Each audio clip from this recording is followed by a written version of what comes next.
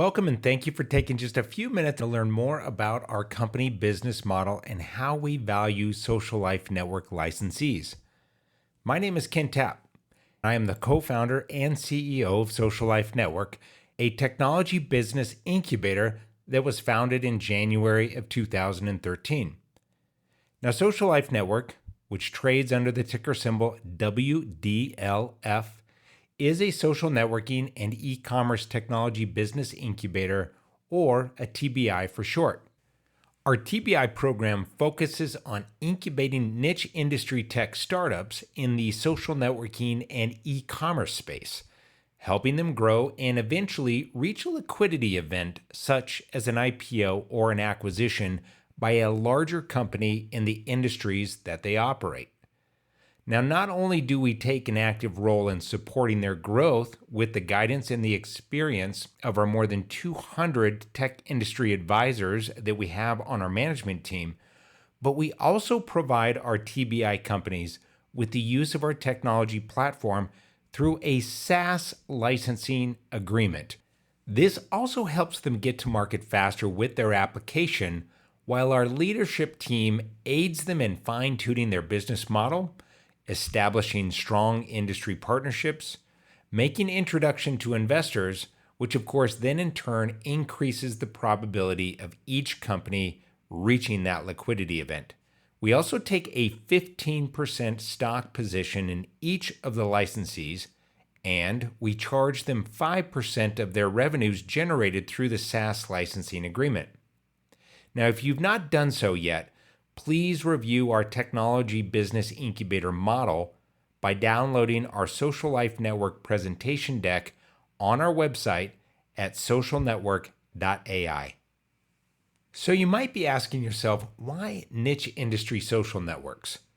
After all, there's already larger social networks like Facebook, which started out by targeting college students, or LinkedIn, which targeted HR departments in the early years, or even Twitter, which targeted news outlets.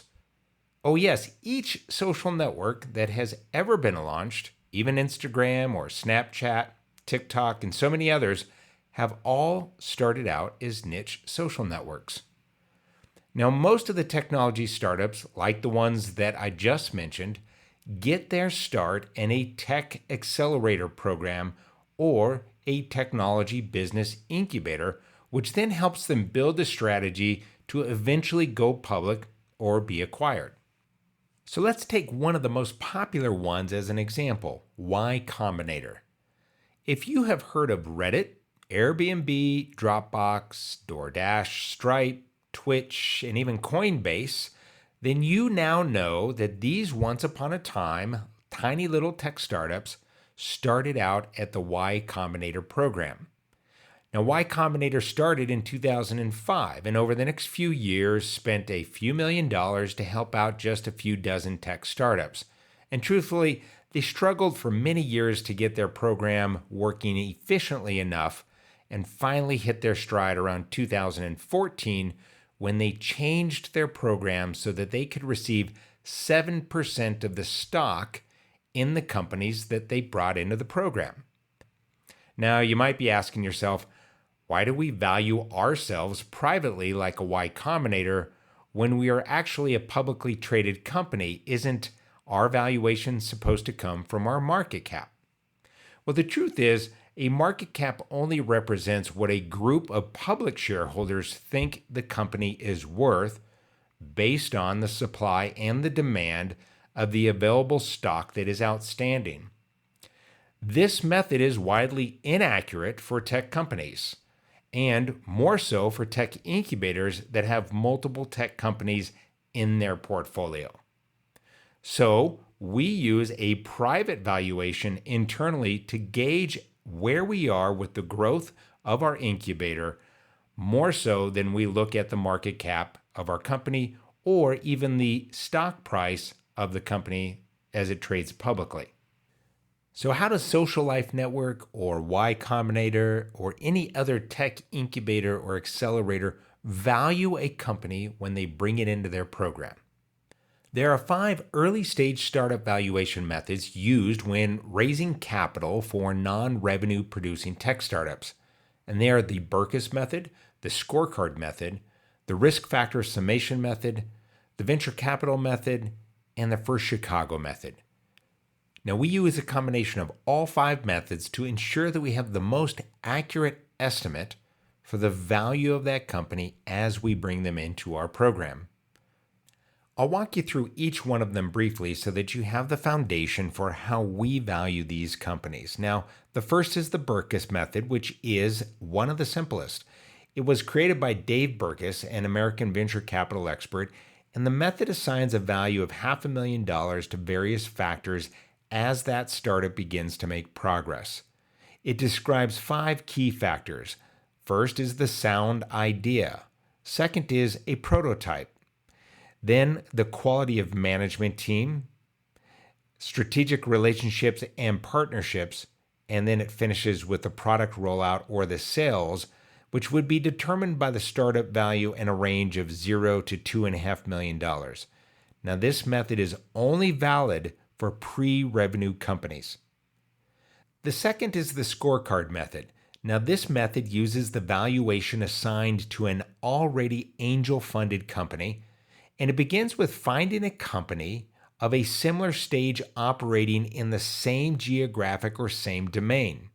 For instance, after we launched our very first network, it was easy for us to go out and identify other niche industries that could benefit from the technology that we provide through our SaaS licensing agreement. Now, after getting the average pre-money valuation of one of those companies, that startup is then thoroughly analyzed to find its strengths and its weaknesses. It is given a weighted average of various factors such as the size of the opportunity or the marketplace, the technology that is provided or the product, which in most cases is our own technology that we license, the strength of management, the competitive environment, and of course the funding requirements. Now, the risk factor summation method is the third, and this method works as a combination of both the Berkus method and the scorecard method while emphasizing on risk factors. Various types of risk associated with the investment are categorized as assigned grades for each category. The major risk categories include management, stage of the business, sales and marketing risk, funding requirements, industry competition, the technology, any litigation or international and reputation risk, and the potential lucrative exit. The venture capital method is the fourth, and this is the startup valuation method, which emphasizes on the exit or the terminal value of the startup. In this method, the investor considers the expected future returns of the startup. It is one of the most effective methods, which makes it the easiest to estimate a potential exit value once certain targeted milestones are achieved. This is where we primarily arrive at the final valuation of one of our companies that we bring into our program, because we already know many of the risks can be eliminated because of our own management team, our own technology, the size of those markets, that there isn't any major competition or litigation or international reputation risk, any of these things. If there are, we simply don't bring them into our program. And so because we know that we can likely bring the company public or have it acquired by a bigger player in one of those niche industries, it makes the venture capital method the most valuable of all 5 as we arrive at the final valuation. Now, the fifth and final method is called the First Chicago method, and it was first developed and named after the venture capital arm of the First Chicago Bank. And it is a business valuation approach used by some venture capital and private equity investors. This method combines elements of both multiple-based valuations as well as cash flow-based methods. Now, the First Chicago method does help investors understand just how viable and ambitious the startup plan is. This method focuses on 3 different scenarios for the outcome. The best case, which as an example would be an IPO, a normal case, which would be, for instance, an acquisition of the company, or the worst case, which would be the company fails. Now, again, we take all 5 methods into account when we come up with a valuation for any of our licensees at any stage. So, not just when we bring the licensee into the program, but for the entire process that licensee is in our program until it exits. Now, after we have that valuation set, we can then go and create a 3 and 5 year financial projection workbook for each licensee that is as accurate as possible. Each company grows on a quarterly basis, so we go back and use all 5 methods to revalue that company at each stage. This also helps them raise capital at the correct valuation when they need to. Using one or multiple or even all of these methods is how all tech startups move through their growth value stages and capital raising campaigns. For instance, the seed capital round, a Series A round, a Series B round, a Series C round, and so on. Okay, so now you understand the different ways that we value the companies in our portfolio. And remember that we have a 15% position in each of our licensees, as well as we receive 5% of their revenues. Now compare this to Y Combinator that only has a 7% position in the companies that participate in their program. This is very important to understand when comparing our potential value long-term as a tech incubator that trades publicly versus Y Combinator as a privately valued company. And remember that just this past January 2021, Y Combinator did announce their private valuation at more than $300 billion. So keep in mind that our potential, especially as a publicly traded company, is much greater long term as we continue down a similar business model path that they started back in 2014 for building up their portfolio. So let's talk about our portfolio.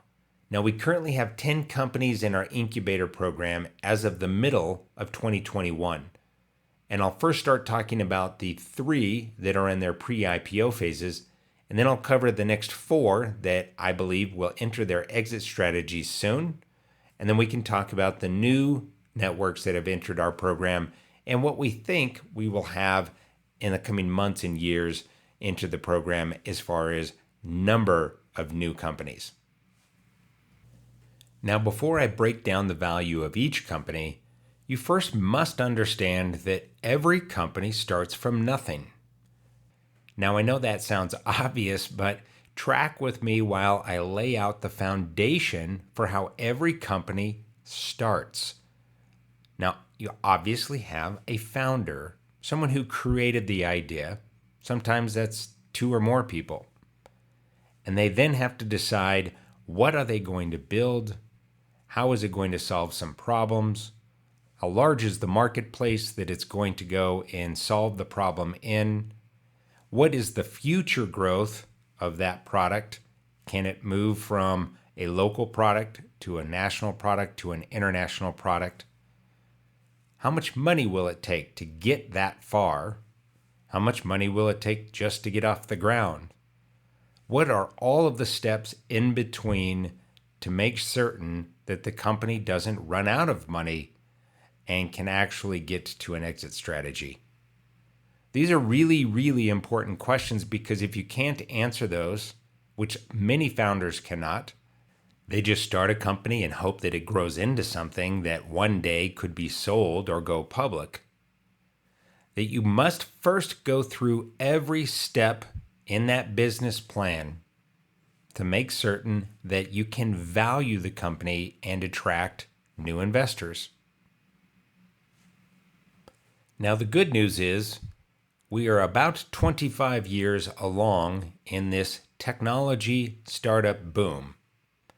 And it's very easy to go out and find companies that the new company is similar to or maybe aims to eventually replace. When you identify those companies, you can then take a closer look at their own valuation and how they arrive at that. It's important to know what their current valuation is, and if you can, you have to go back and see how their company was valued as it began to grow until it became the valuation today. Then you want to see what they think their value will be in the future. What do shareholders, if it's a public company, think the value of the company will be 1, 5, even 10 years down the road? How will that type of company grow and affect the marketplace? Then you can take these values and plug them into your own formulas to arrive at the value of your company as you first come off the starting line and begin to raise capital from angel investors. It's an important note that you have to target that company to the right angel investors that understand that industry, can completely grasp the problem that you're fixing, and understand that if you can get from A to Z and grow that company to an exit strategy, that indeed the company will be valued at X down the road.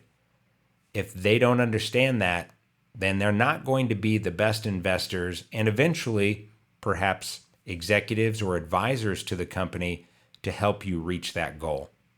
So step 1 is to set the value of the company and then go out and test the waters by pitching to angel investors that would best fit that company.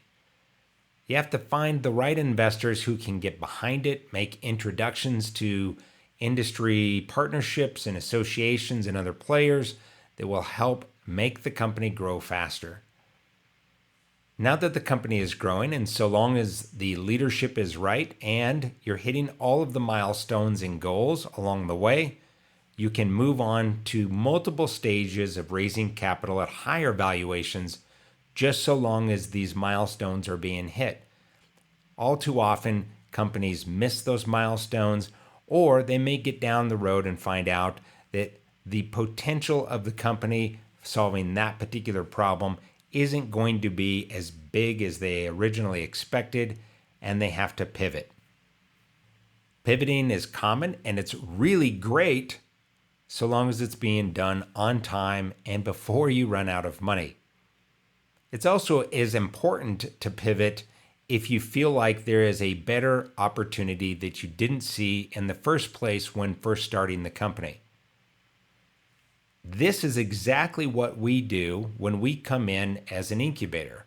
We help companies pivot if need be, or if all they really need is more gas in the tank, more introductions, additional leadership, the preparation of legal documents, or whatever else is going to be needed down the road when they reach their exit strategy, a better business plan, better presentation. Then this is how we come in and really help out our licensees reach that next level of capital raise or the one after that, and so on and so forth. Every time we do that, our company increases in its own private valuation, and thus, as a public shareholder, the value of the company is increasing for you. Maybe not right off of the bat. You don't see it necessarily in the trading price of the stock the next day, week, or month, but you know that in the future, those companies, those licensees that are in our incubator and our portfolio are growing healthy and at the right pace, and they will reach the exit strategy when that company can bear the greatest value for whatever that exit looks like, if it's an IPO or if it's going to be acquired by a bigger player in that particular niche industry. Step 2 is then to lay out the future financial projections of the company. Year 1, year 2, year 3, and so on. The financial projections have to be broken down on a monthly basis. Then, in the future, when you need to go out and raise additional capital at that next capital phase, you can go to the investors and show them that each of these mile markers on a monthly, quarterly, and annual basis have all been met. If you can't do that, then the chances of you saying the company is worth X in the future and then being able to raise capital at that valuation are slim to none. Now, step 3 is to define when that company will be ready for an exit strategy. And what does that exit strategy potentially look like? For instance, if you know that the company is going to disrupt an existing industry that has been controlled by much larger companies for a really long time, which, by the way, typically means that the people who are running those larger companies are either older and don't understand how technology is going to disrupt the industry, or maybe they are younger, but they don't want to disrupt the way the company has been running for decades, then the opportunity for that company to grow into one that needs to be acquired by the larger companies is a good exit strategy. Just keep in mind that it is possible that by the time the company grows to the size in which it should be acquired by a bigger company in that existing industry, it may have already changed the way consumers in that industry are behaving, and therefore makes more sense for it to go public and potentially look to acquire those companies that it once hoped to be acquired by. A great example of this scenario would be HuntPost. Now, years ago when HuntPost had launched, it originally thought that it would grow into something that could be acquired by Cabela's or Bass Pro Shops, Gander Mountain, or even REI. But as the years went on and the consumers changed, and the system wrapped itself around that consumer change, it began to make more sense that HuntPost should go public and then look to acquire other companies in the industry, potentially those larger companies it was looking to be acquired by. Now, this is a prime example of how Social Life Network helped that company pivot and reposition itself to go public instead of being acquired. And through the public offering, it would raise hundreds of millions of dollars that could then be used to go back and roll up other industry companies, even perhaps some of those that it was looking to potentially be acquired by in the first place. So what is the takeaway of the 3 valuation steps? Well, 1, we want to make certain that each company is valued properly by using the 5 methods at every stage of its growth. And 2, every stage of its growth is laid out in advance so that we can assure investors in those companies that the milestones are being met and the valuations are accurate. And 3, that it equals a valuation at the end, the exit strategy, that can give them the greatest return on their investment through either an IPO or an acquisition by another industry player. Now, with a 15% position in each of the licensees, as well as 5% of their revenues, we can then take those valuation numbers and future projected revenues and arrive at our own internal private valuation, which at the time of this video is valued at $2.1 billion for our portfolio. But why do we come up with an internal private valuation on our portfolio when we are a public company and we have a market cap valuation? Well, it's pretty simple. There is always a possibility that another tech incubator would want to acquire our company or merge with our company.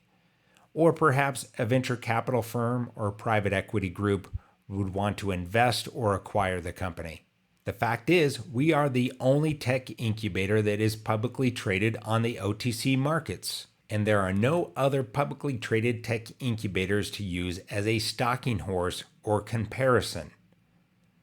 We also must keep our options open in order to continue to grow the value of the company and bring on additional companies into our portfolio.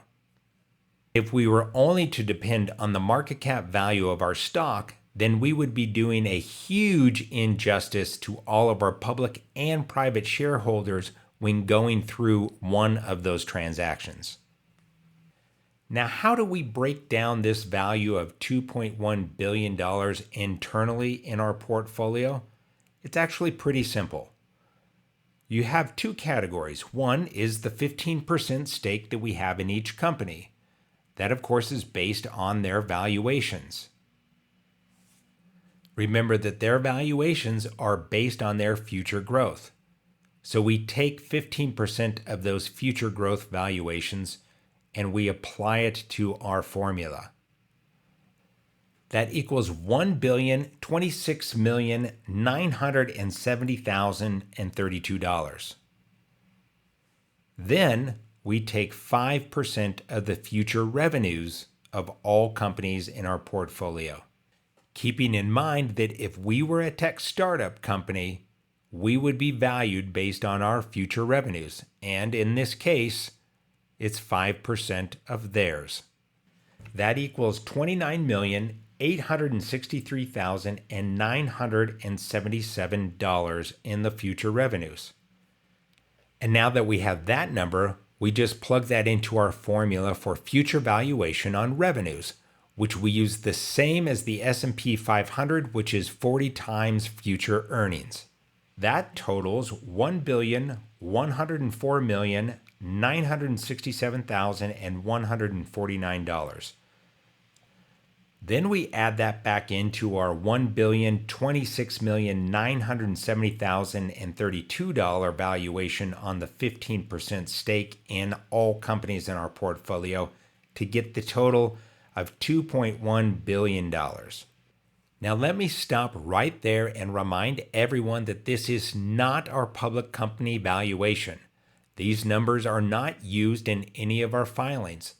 This is simply an internal way for us to come up with a private company valuation of our portfolio in the event that we decide to move forward with any type of transaction in the future that would require us to come up with an internal valuation. This also helps us gauge just how much we're growing on a quarterly and annual basis with that portfolio. We would not want to go through a transaction in the future and use the public company valuation right now because it would not be fair to you as a public shareholder or our private shareholders because we would end up going through a transaction at a much lower value. Okay, now that you have the big total number, let's break that down by network, because I think it's equally as important for you to understand the value in each network as it grows through that early startup stage and reaches that potential liquidity event, such as an IPO.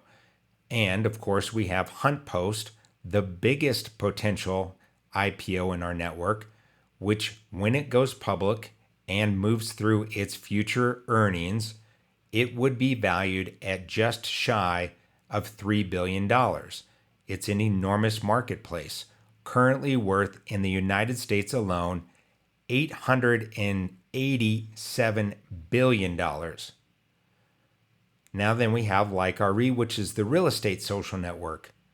Stocking horses that are out there in the public market like Zillow and Redfin and eventually Compass, which is planning to go public as well, puts the Like RE valuation much lower than the valuation on any of those existing public companies at just $2,907,474,780.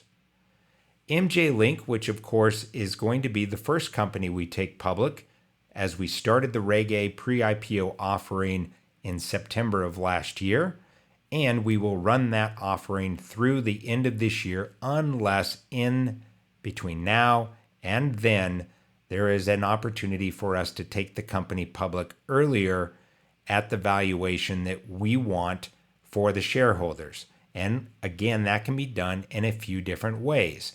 That can be done through a straight to NASDAQ offering, but we would only do that if there is policy change at the highest level in the federal government for marijuana reform. On the other hand, there are many opportunities for us to go public through other existing public cannabis companies or private companies that are also looking to go public on NASDAQ or the New York Stock Exchange. Many of those companies out there have been using our network now for many years. The valuation that we have for MJ Link as it would go public and begin to work through its future earnings is $743,408,171. The next group of companies that are approaching their future liquidity events in the next year or two or three is RacketStar, Footpost, Cycle Fans, and GolfLink.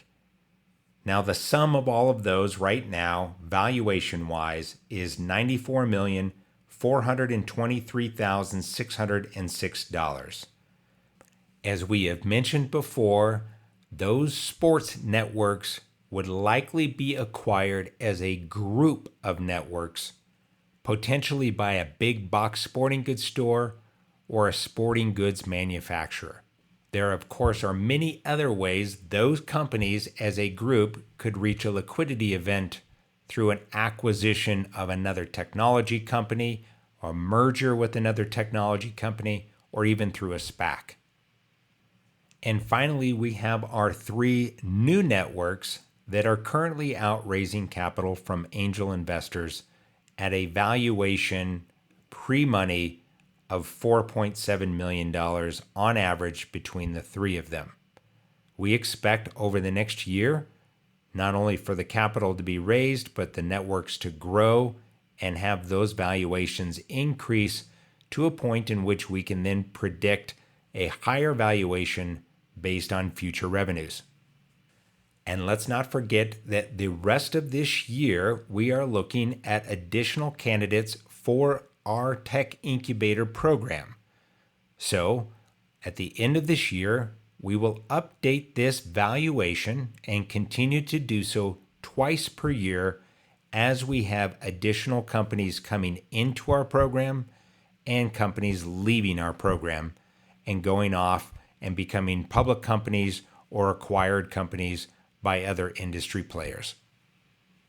We hope that you found this video presentation very educational and you now have a better idea of how we value the companies in our incubator program, as well as help them value themselves properly so that they can continue to grow through every stage of raising capital, increasing usership, defining their revenue model, and growing until they reach that liquidity event. We can't thank you enough for being fantastic shareholders, great private investors, advisors, executives, and partners with our company to help our tech incubators grow to their potential.